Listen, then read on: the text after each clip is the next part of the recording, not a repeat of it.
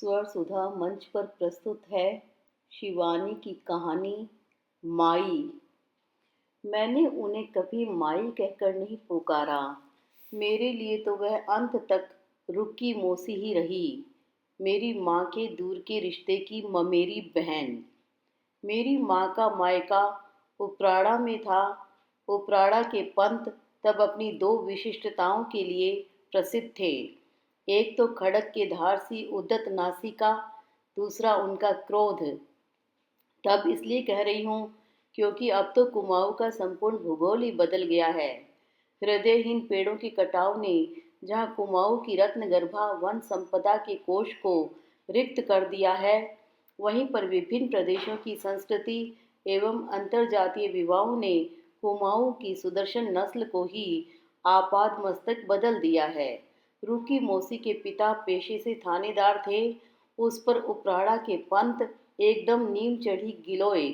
उन दिनों की थानेदारी आज के मंत्री पद से कुछ कम नहीं होती थी।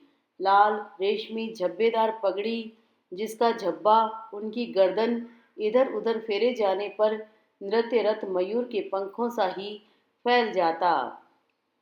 ठसकेदार वर्दी पर चमचमाते पीतल के बटन, जिन्हें रुक्की मौसी पहाड़ी नींबू रगड़ रगड़ कर नित्य चमकाती रहती। चक्की के पाट सी चौड़ी छाती का अर्धांश घेरे कारतूसों की पेटी, हाथ में सरपीणी की चिरी जीवासा लपलपाता हंटर। वे थाने से घर आते तो मौसी को सांप सूंघ जाता। उनकी घनी काली पुष्ट मूछें पर्शियन बिल्ले सी ही मखमली लगती। रुक्की मौसी की परिहास रसिकता गजब की थी। वर्षों पूर्व थानेदार की वह पति परित्यक्ता दुहिता सदा के लिए पिता की आश्रिता बनकर सिसकती द्वार पर खड़ी हुई तो वयस थी मात्र 14 वर्ष। अभागिनी का एकमात्र अपराध था उसका सांवला रंग। यद्यपि एकदम ही कृष्णवर्णी नहीं थी, रुक्की मौसी उज्ज्वल श्याम श्री गेहुए रंग की ही सीमा में आती थी, किंतु गोरी तो नहीं थी। कुमाऊं में कन्या के अंगदोष को भी चाहे अनदेखा कर दिया जाए, सांवले रंग को कभी मान्यता नहीं मिलती। फिर भी मौसी का सांवला चेहरा उजली हंसी से सदा दगदगाता रहता। मजाक तो कभी कभी ऐसा गरिष्ठ कर बैठती कि साधारण हाजमे वालियों को अपच हो जाता। उन दिनों गुरखा गृहिणियों से सीखकर पहाड़ के घरों में भी रंग बिरंगी चौकड़ियों वाले होश बीने जाने लगे थे। मैंने सोचा मैं भी अपने फुटबॉल खिलाड़ी भाई के लिए एक जोड़ा बिन डालूं। रुक्की मौसी ने इस कला में विशेष दक्षता हासिल की थी। मैंने उनसे कहा, ये रुक्की मौसी, तुम तो इतने सुंदर एगाइल मोजे बिनती हो। पीला लाल खाकी ऊन तो है मेरे पास, थोड़ा काला ऊन दे सकोगी मुझे? मौसी ने गंभीर होकर कहा, दिन भर सब्र कर ले, रात को बाबू सोएंगे तो उनकी दोनों ओर की मूछें थोड़ी थोड़ी सी कतर कर रख लूंगी, तो काटने पर 1.5 औंस बढ़िया पश्मी काला ऊन निकल आएगा। रंग एकदम गारंटी फास्ट।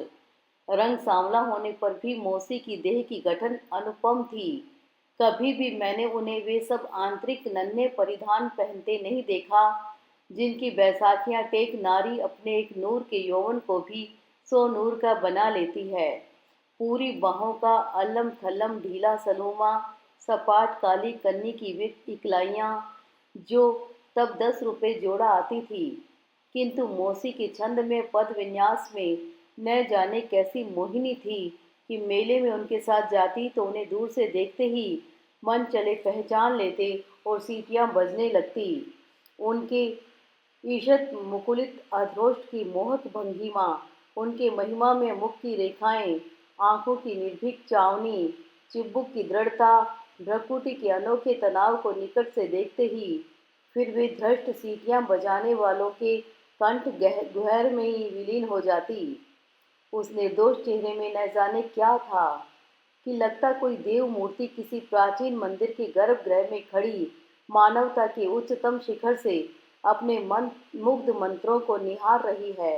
ऐसा ही अद्भुत व्यक्तित्व था मौसी का कि लगता था कि किसी प्रसिद्ध चित्रकार की कृति अपने में मानव अस्तित्व की समस्त विडंबना, विषाद, हर्ष, रहस्य एक साथ प्रस्तुत कर रही है। मौसी नारी ही नहीं, नारीत्व का अनोखा सनातन नमूना थी।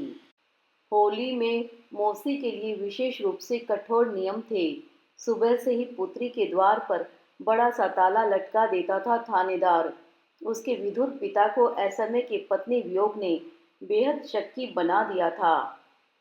अरे इससे तो बाबू दूसरी शादी ही कर लेते। ये मत करो, वो मत करो, जोर से मत हंस, होली में बाहर न निकल। अब साल भर के त्योहार में भी इस करम जले कपाल में अबीर गुलाल का टीका नहीं लगा तो कब लगेगा? वे रुआंसी होकर कहती। पर नियम तो नियम ही थे। थाल भर गुजिया, ठंडाई के छलकते गिलास सजा सजा कर मौसी ही बाहर भेजती और द्वार की दरार से देखती रहती। न जाने कितने रिश्ते के मन चले देवर जीजा उसी दरार पर दृष्टि निबद्ध किए लंबी सांसें भरते, काली थानेदारी मूछों का ही अबीरी अभिनंदन कर लौट जाते। मौसी के वैधव्य का करुण इतिहास किसी से छिपा नहीं था। पुत्री के लिए थानेदार ने अपनी ही बिरादरी का ऊंचा अगला गबरू जवान ठोक पीट कर छांटा था। तब यह नहीं देख पाए थे कि चंदन के उस वृक्ष को भीतर ही भीतर अदृश्य घुनों ने चाट कर खोखला कर दिया है। हाथ लगते ही वह ढह जाएगा। विवाह के 25वें दिन ही आभूषण सज्जा विहीना रुक्की मौसी पितृ द्वार पर सिसकती खड़ी थी।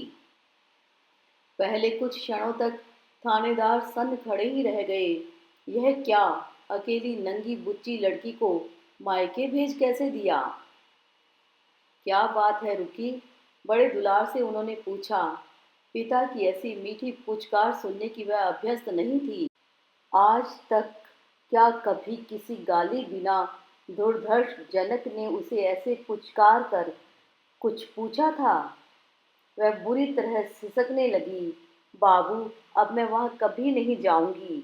देखो मेरी पीठ। और फिर पिता के सम्मुख वह अपनी सुचिकन पीठ उलंग कर खड़ी हो गई थी। लगता था कसाई ने हंटर से लड़की की पीठ ही उधेड़ कर रख दी थी। एक क्षण को थानेदार पत्थर की मूरत बन गया।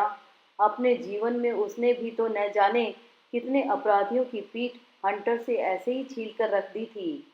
क्या आज उसी का दंड विधाता उसकी निरीह मातृहीना पुत्री की पीठ पर लिख गया था? फिर उन्होंने पिता को एक एक बात बता दी थी। उनके शराबी नारी लोलुप पति की एक नहीं अनेक रक्षिताएं थी। नववधू के समस्त आभूषण शराब के नशे में चूर उनका मदालस पति अपनी उन्हीं गोपिकाओं को बांट आया था। क्रोध में दांत पीसता थानेदार एक भयानक हुंकार कर उठा तो शरीर का समस्त रक्त उसकी आंखों में उतर आया था। तू दरवाजा भीतर से बंद कर ले, मैं जा रहा हूँ। कहाँ जा रहे हो बाबू? चिंतातुरा रुकी मौसी मन ही मन जान गई थी कि उसके बाबू नवीन जामाता से हिसाब बराबर करने ही जा रहे हैं। पिता का क्रोध क्या वह नहीं जानती थी? दूसरे दिन भोर होने से कुछ पहले ही वे लौटे तो रुकी मौसी से कहा, जा बेटी, अपना मंगलसूत्र उतार कर बाहर पत्थर पर रख आ। रुकी मौसी वहीं धम से बैठ गई थी। क्या कह रहे हो बाबू? क्या कह कर आए हो तुम? वही कर आया हूँ चेली। बेटी जो करना चाहिए था, जो पोथी लाडो आपुन चर्यो भैर ढूंग में धर आ। जा बेटी, अपना मंगलसूत्र बाहर पत्थर पर धर आ। किसी भी कुमाऊनी सधवा के लिए इससे विकट गाली और क्या हो सकती थी? तू घबरा मत बेटी, तेरा बाप कभी कच्ची गोलियां नहीं खेलता। 25 वर्ष की थानेदारी कर चुका हूँ, वह भी कुमाऊं के सबसे बीहड़ अपराधी इलाके कत्यूर में। कल सुन लेना, थानेदार का दामाद दुर्गिया कुमाऊं मोटर यूनियन की बस से कुचला गया, सिर अलग और धड़ अलग। अच्छा हुआ जो साला शराब के नशे में चूर था। जांच होगी तो वही अपराधी सिद्ध होगा। ड्राइवर खीम सिंह बेदाग छूट जाएगा। वैसे भी मैंने ड्राइवर के बाल बच्चों का पूरा इंतजाम कर दिया था। यह क्या किया तुमने बाबू? छी छी, अपनी ही बेटी को विधवा बना दिया। वह बिलख उठी थी। ऐसी सधवा से विधवा भली, तुझे कैसी चिंता है बेटी? तेरा बाप जो जिंदा है। सुबह होते ही खबर पा पूरा गांव उलट आया था। हाय राम, क्या सुख देखा बेचारी ने। बचपन में माँ को खोया, विवाह होते ही पति को। ऐसा दिन दुश्मन को भी न दिखाए भगवान। थानेदार ज्यों ठाकुरों की बेटी होती तो दूसरा घर कर देते, पर अभागिन है भी तो ब्राह्मण की बेटी। असमय के वैधव्य ने मौसी के मासूम चेहरे को और भी कमनीय बना दिया था।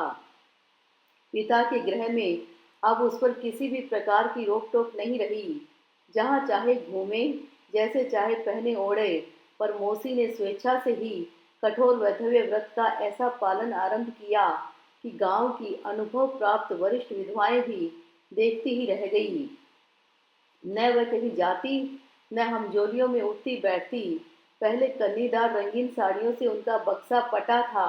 एक एक कर उन्होंने सब बांट दी। बिना किनारे की मर्दानी सफेद धोती, न हाथ में सोने की चूड़ियां, न गले में सोने की चेन, जिसके लॉकेट में मीनाकारी ओम गुथवा कर उसके पिता ने उसे कभी बड़े चाव से स्वयं पहना दिया था। लाख कहने पर भी उन्होंने फिर चप्पल नहीं पहनी। पहाड़ की विधवाएं क्या कभी पैरों में कुछ पहनती हैं बाबू? उनके निर्दोष प्रश्न में भी अपराधी पिता को कठोर श्लेष का पुट बुरी तरह आहत कर गया था। पहले 5 मिनट में विष्णु विष्णु कह जो लड़की बड़े ऐधर्य से पूजा पाठ से निवृत्त हो जाती थी, अब घंटों पूजा में बिताने लगी। कंठ तो मधुर था ही, संस्कृत का उच्चारण भी त्रुटिहीन था। मैं एक दिन मिलने गई तो देखा सद्य स्नाता मौसी पीठ पर सघन केश राशि बिखेरे, आंखें मूंदे विष्णु सहस्त्र नाम का पाठ कर रही हैं। रामो विरामो विराजो मार्गो नेयो नयो नय वीर शक्ति मता श्रेष्ठो धर्मी धर्मे विदतम। मैं चुपचाप उन्हें देखती रही। पिछली होली को अभी 7 ही महीने तो हुए थे। मैं उनसे मिलने गई तो वह रोटी डाल रही थी। अरे कल क्यों नहीं आई? उन्होंने बड़े उत्साह से कहा। हम तो खैर हर साल की तरह इस बार भी कमरे में बंद थे, पर होली गाने बाबू ने बागेश्वर वाले जीजा को बुलवाया था। आहा, क्या कंठ है उनका। ऐसी बढ़िया होली गाई कि बस सुनेगी और फिर चिमटे से सम का आह्वान करती। वह स्वयं गुनगुनाने लगी थी। जाए पड़ूपी के अंक, चाहे कलंक लगेरी। फिर कुटिल कनखी से मुझे बींध वह बोली, पी ही नहीं रहे तो किसके अंक में गिरूं, तू ही बता। आज वही अबीर गुलाल से मदालस कंठ स्वर अचानक कितना बदल गया था। पूरे गांव में रुक्की के वैधव्य व्रत की ही चर्चा थी। क्या उम्र थी उसकी, केवल 15 वर्ष, पर क्या गजब का संयम था। कैसी अपूर्व शुचिता थी। प्याज नहीं खाती, टमाटर बैंगन मसूर की दाल, जो जो वस्तुएं विधवा के लिए वर्जित हैं, वे ही दुर्भाग्य से कभी मौसी को प्रिय थी।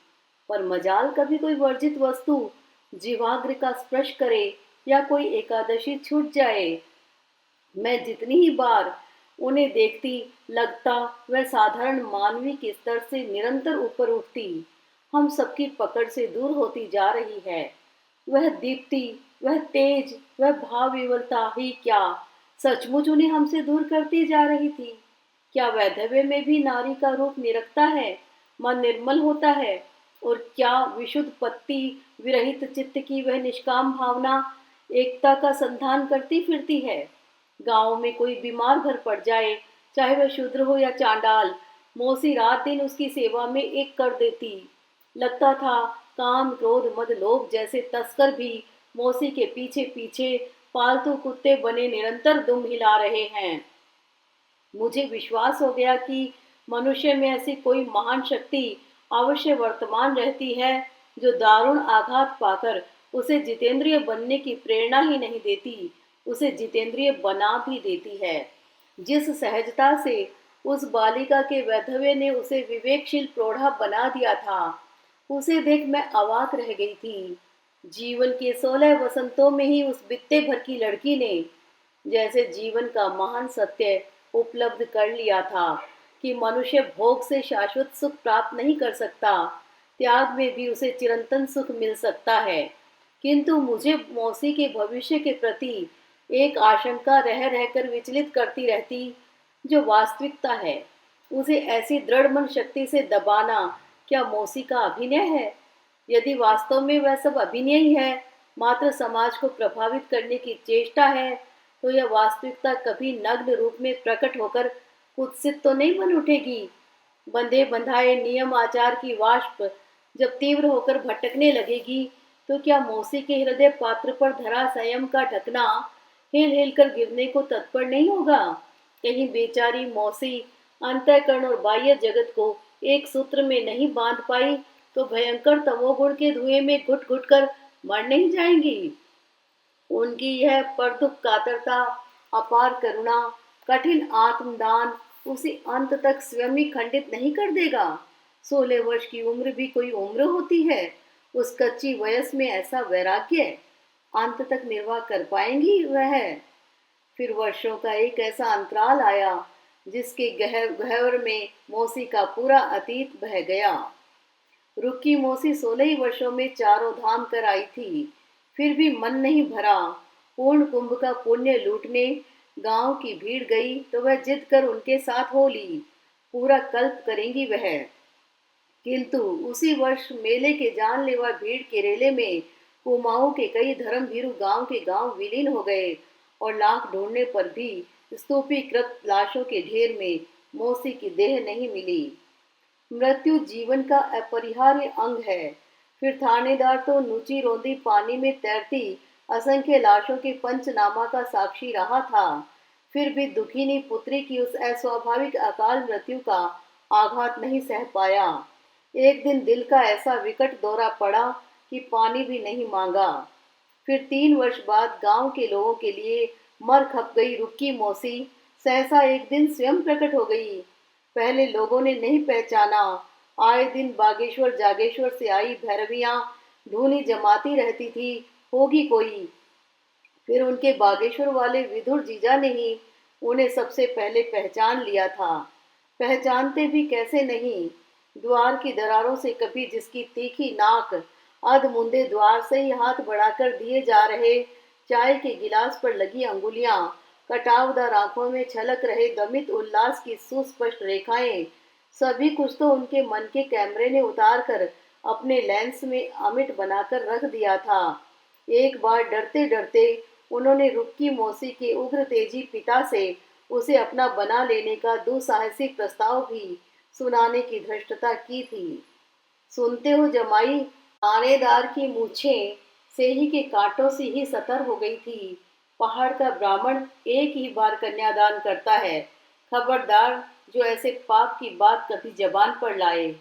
बेचारे फिर लुक छिप कर ही अपनी सलोनी साली की छवि निहार कर ही अपनी अतृप्त शुदा का निवारण कर लेते। कभी नदी घाट पर नहाती, कभी छत पर बड़ी मुगोड़ी डाल रही रुक्की मौसी का एक एक नैन नक्श उन्हें कंठस्थ हो गया था। किंतु आज तो उनकी वेशभूषा ही निराली थी। गेरुआ रंग की विचित्र मेखला, सिर पर उलझा जटा जूट, उस पर कुटिल भुजंगिनी सी लिपटी रुद्राक्ष की माला, कंठ में रंग बिरंगी मूंग तुलसी की अनेक मालाएं और कान फाड़कर लटके भैंसे के सींग के कुंडल। पहले अलख माई बिच्छा दे कह वह परिचित गृहस्थों के द्वार पर खड़ी हुई थी, पर कोई नहीं पहचान पाया। शरीर पहले से कुछ भर गया था। वह अपूर्व यौवन जो पहले नए नए पकड़े गए कोबरा सा ही देखने वालों को उद्दत फन उठाकर डसने दौड़ता था, अब भाग्य विधाता ने किसी दक्ष संपेरे के कौशल से कुंडली में लपेट जैसे पुनः गेरुआ मेखला की टोकरी में बंद कर दिया था। उस आकार विहीन ढीली कफनी में एक नहीं 5 रुक्की मौसियां समा सकती थी। लुभावना उभार न जाने किस जादुई छड़ी से सपाट हो कहाँ खो गया था। ललाट पर भस्म का लेप, उसी के बीच सर्प के उद्यत फंसा बना त्रिपुंड, आंखें और भी तरल होकर कानों तक फैल गई थी। जय बाबा गोरखनाथ। बीच बीच में क्रुद्ध नागिन की सी मौसी की फुतकार एक पतली सीटी सी बनकर खो जाती। कभी अकारण ही झूमने लगती मौसी, उलझा जटा जूट शिथिल हो कंधों पर फैल जाता। स्तब्ध भीड़ सहमकर फुसफुसाने लगती। सुना है भीड़ ने जब रोन दिया तो कनफटा जोगियों की जमात इन्हें कंधे पर डाल अपने अखाड़े में उठा ले गई थी। वहीं गुरु महाराज ने दीक्षा दी, वहीं से सिद्धि पाकर हमारे लिए देवी बनकर लौटी है। देख नहीं रही हो, साक्षात अंबिका उतरी है माई पर। जय माता, जय जगदम्बा, जय माई। और उसी दिन से रुक्की मौसी माई बन गई, सिद्धि माई। लोगों ने लाख समझाया, माई तुम्हारे पिता का खाली घर भाई भाई कर रहा है। ऐसी ठंड है इस साल, अपने घर में ही धूनी रमाकर चिमटा गाड़ दो माई। पर माई ने एक नहीं सुनी, गला भी न जाने कैसे मोटा मोटा हो गया था। जाओ भाग जाओ सबसे, कैसा घर, किसका घर? जोगी और सांप का भी कोई घर होता है? अपने ही घर के पास देवदार के गुगल गगनचुंबी वृक्ष के नीचे ही धूनी रमाकर जम गई थी माई, और पूस माघ की बर्फीली हवाओं से निरंतर 6 महीने टक्कर लेती रही। अन्न जल कब का त्याग चुकी थी। पहले कभी तुलसी की पत्ती चबा लेती, कभी आड़ू सेब की, फिर वह भी त्याग दिया। अपर्णा बन गई थी माई। किसी का बेटा असाध्य रोग से ग्रस्त हो, मौत की घड़ियां गिन रहा था। डॉक्टरों ने जवाब दे दिया, वैद्य ने सिर हिला दिया, तो माँ बाप डांडी में लाद माई के थान ले आए।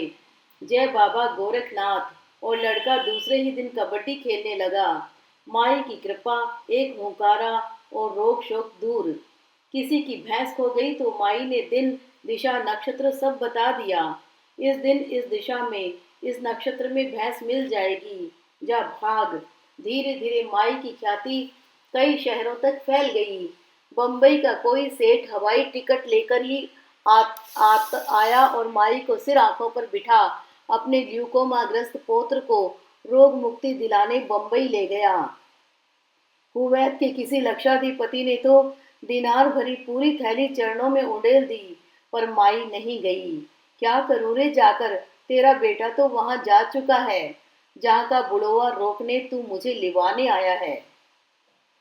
लोगों की आंखें फटी की फटी रह गई। एकदम ठीक कह रही थी माई। सचमुच ही उस शेख को बुलाने उसके सेक्रेटरी दूसरे ही दिन आ गए थे। केबल आया है, आपका बेटा नहीं रहा।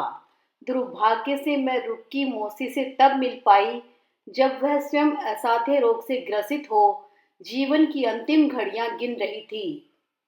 रीनल फेलियर है, कोई उम्मीद नहीं है बचने की। कहते हैं डायलिसिस शायद कुछ दिन बढ़ा दे, या फिर किडनी ट्रांसप्लांट। किंतु कौन अपना संसारी गुर्दा उस पवित्र देव मंदिर में स्थापित करने का दुस्साहस कर सकता था? मृत्यु और मौसी सांप नेवले से ही जूझ रहे थे कि फिर भी उनके भक्त अपनी माई की पराजय स्वीकार करने को तत्पर नहीं थे। जिसने सैकड़ों को जीवन दान दिया, वह क्या चाहने पर अपने को रोग मुक्त कर मौत को अंगूठा नहीं दिखा सकती? अवश्य दिखा सकती है, पर माई हमारी महान है, सिद्ध अवतार। वह इच्छा मृत्यु चाहती है। इसी से हमसे कह दिया है, तुम सब बाहर बैठो, खबरदार भीतर कोई न आने पाए। मुझे शांति चाहिए, तुम सब कीर्तन करती रहो। मैं उसी रामधुन की स्वर लहरी से दामन बचा पिछवाड़े की सुरंग से निशंक होकर भीतर चली गई थी। वह सुरंग एक मैं, रुक्की मौसी और थानेदारी तो जानते थे। मैं भीतर गई तो एक विचित्र सी सुगंध से मेरे नथुने फड़क उठे। तब क्या यह वही दिव्य सुगंध थी? अगरू, केसर, चंदन, तुलसी दल की वह सुगंध जो दिव्य विभूतियों के शरीर से स्वतः स्फुर्त हो स्वयं उनके संत होने का प्रमाण दे जाती हैं। पर कैसी लग रही थी रुक्की मौसी? आंखें बंद थी या खुली? दोनों दुबले सींग से हाथ परस्पर कैंची बने छाती पर धरे थे। जटाएं बिखर कर इधर उधर फैल गई थी। मैं और निकट गई। पहले अपने एकांत के उस अप्रत्याशित व्याघात से मौसी की भ्रकुटी तन गई। उन्होंने भक्त मंडली को स्पष्ट आदेश दिए थे कि कोई भीतर न आने पाए। फिर सहसा मुझे पहचान कर उन कोटरग्रस्त आंखों का आर्त विस्मय, उल्लास की रेखाएं बन उस पीले चेहरे को उद्भासित कर गया। अरे तू देख, मैं तुझे ही याद कर रही थी। एक काम कर देगी मीरा? देख, जल्दी करना है, मेरे पास समय बहुत कम है, मुझे जाना है। वह बालिका सी अधीर हो उठी थी। ऐसे में कहाँ जाना है तुम्हें मौसी? अब मैं आ गई हूँ, तुम्हें कहीं नहीं जाने दूंगी। मैं उस झूला बन गई, खटिया की पाटी पर बैठ गई। पगली, उस करुण हंसी में जैसे मौसी ने अपने प्राण निकाल कर रख दिए थे। कंठ स्वर जैसे मीलों से दूर आ रहा था। जाना तो मुझे है ही, तू चाहने पर भी क्या मुझे रोक सकती है? पर यह काम तू ही कर सकती है। बताओ क्या करना है मौसी? ले, उन्होंने सिरहाने से 2 रुपए मेरे हाथ में धर दिए। कचहरी के पास लोहे के शेर वाली सड़क जानती है ना? और आगे बढ़ना। फिर वह रुक गई, जैसे बोल नहीं फूट रहे थे। हाँ हाँ, जानती हूँ। भला उस लोहे के शेर को अल्मोड़ा में तब कौन नहीं जानता था? उस आकारहीन निर्जीव शेर की ख्याति उसकी किस कलात्मकता के कारण हुई थी, यह मैं आज तक नहीं समझ पाई हूँ। निहायत बदसूरत उस शेर का चेहरा बिल्ली सा ही लगता था। शरीर की काली पीली धारियों को अल्मोड़ा की वर्षों की वर्षा के प्रहार ने एकदम रंगविहीन बना दिया था। फिर भी वह अल्मोड़ा के भूगोल का चलता फिरता गाइड स्टोन था। वहीं से सीधी चली जाना। गरीब बुल्ला की दुकान से थोड़े आगे एक मुसलमानी बिरयानी गोश्त की दुकान है। वहां से मेरे लिए एक प्याला सालन ले आ रही चटपट। मुझे जैसे किसी ने तीखे ऊंचे पहाड़ से अंधी घाटी में धकेल दिया। कहती क्या है मौसी? वह गोश्त खाएगी? वह जिसने अपना कैशोर्य यौवन स्वेच्छा से शुचिता के अभेद्य दुर्ग में बंदी बना सब इंद्रियां विजित कर ली थी, जिसने अन्न जल त्याग केवल पत्ते चबाकर ही जीवा को पालतू बिल्ली बना लिया था।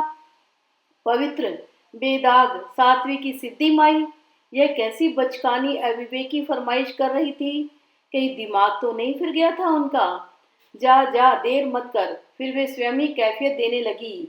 जीवन भर कभी गोश्त नहीं चखा, सुना है बहुत बढ़िया स्वाद होता है। बिना अतृप्त आशा लिए ही चली गई तो एक बार फिर इस मनहूस पृथ्वी पर लौटना होगा। जा मेरी बच्ची, ले आ जल्दी। मैं फिर हवाई घोड़े पर बैठी चली जा रही थी। न जाने कितनी पगडंडियां फांदी, जारवन देवी, मोतियाधारा, चंपानोला, फिर वही ऐतिहासिक लोहे के शेर तक पहुंचाने वाली 7-7 गजी सीढ़ियां। कंठ सूख गया, पैर कांपने लगे, पर मैं उस दुकान पर पहुंच ही गई। जब उसी वेग से लौटी तो रामधुन के संवेदी कंठस्वर देवदारी बयार और भी तीव्रता से दोहरा रही थी। फिर उसी सुरंग को टटोलती भीतर पहुंची। संध्या निढाल होकर पूरे कमरे में प्रस्वाक्लांत जन्नी सी पसरी पड़ी थी। मौसी का पीला रुग्ण चेहरा भी उस रक्तिम आभा में लाल लग रहा था। ले आई। लेटे लेटे ही मौसी ने दिया सकोरा थामने 2 हाथ बढ़ा दिए। मैंने बोटियों से भरा अमरी लाल लाल सालन मौसी को थमा दिया। मुझे बिठा दे और दरवाजे की कुंडी चढ़ा दे, कोई आ न जाए। वह बुरी तरह हाँफने लगी थी। मैंने कुंडी चढ़ा दी, फिर सहारा देकर मौसी को बिठा दिया। बैठते ही वह मेरे हाथ से मिट्टी का सकोरा छीन भूखी शेरनी सी उस पर टूट पड़ी। आह आह करती वह जैसे हड्डियां चबाने लगी कि मुझे भय हुआ कि हड्डियों के साथ साथ मिट्टी का सकोरा भी न चबा डाले। फिर खाली सकोरा मुझे थमा। वह परम तृप्ति से अंगुलियां चाटती निढाल होकर पसर गई। तू लाख बरस की हो। कलेजे में ठंडक पड़ गई। कभी चखा ही नहीं, सुना भर था, आज जान गई। अब एक काम और कर, सामने पिटारा धरा है, उसमें ऊपरी से मेरी शादी का बनारसी पिछोड़ा धरा है। मुझे ओढ़ा दे और सुन। जैसे मौसी का दुसाहसी प्रस्ताव पुराने बलगम सा कंठी में अटक गया।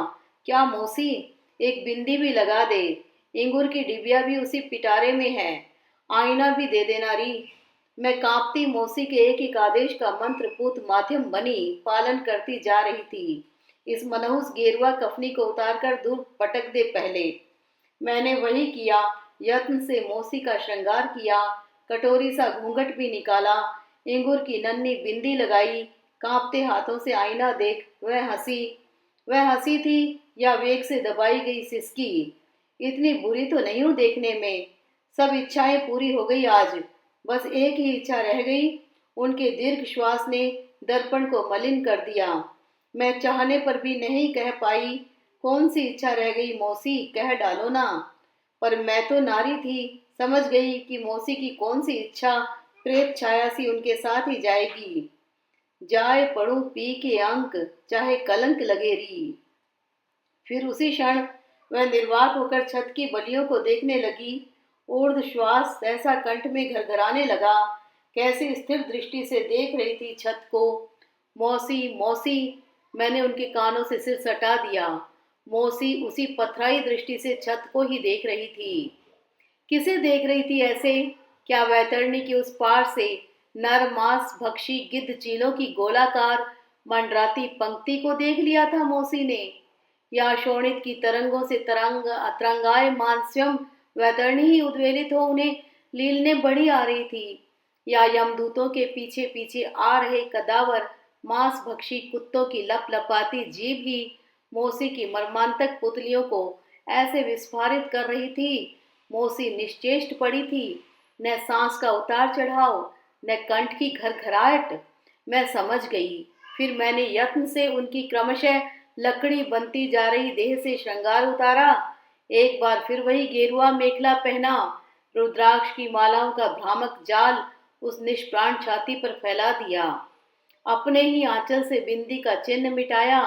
राम धुन एक तीव्र बयार के साथ क्रमशः निकट आती जा रही थी। जय माई, जय सिद्धि माई। मैंने एक बार उस शांत स्निग्ध चेहरे को फिर से देखा। कैसा अपूर्व संतोष था चेहरे पर, कैसी शांति। भीड़ किसी दुसाहसी निर्भीक दस्यु दल सी भीतर धसी जा रही है, यह मैं समझ गई। फिर मैं जैसे चुपचाप उस सुरंग से भीतर आई थी, वैसे ही चुपचाप बाहर निकल गई।